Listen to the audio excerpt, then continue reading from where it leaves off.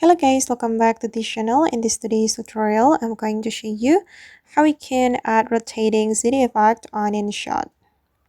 Okay, let's get into it guys. Here I have opened my InShot, and first thing first, I'm going to open up the project I have just created.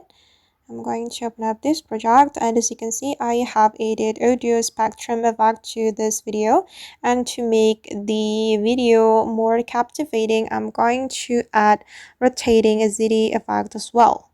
I'm going to select PIP, go to the PIP, and then we can go to the material, and you have to go to the green screen and choose the CD effect you want to add to your video. I'm gonna go with this one, and I'm going to remove the green screen.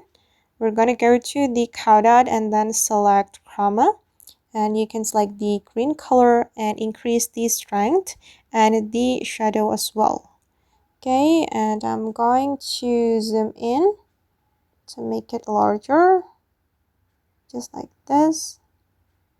And now the CD effect, or the rotating CD effect, has been added to my video.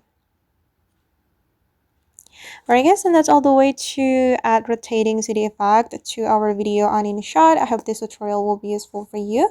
Thank you so much for watching, and see you in the next video.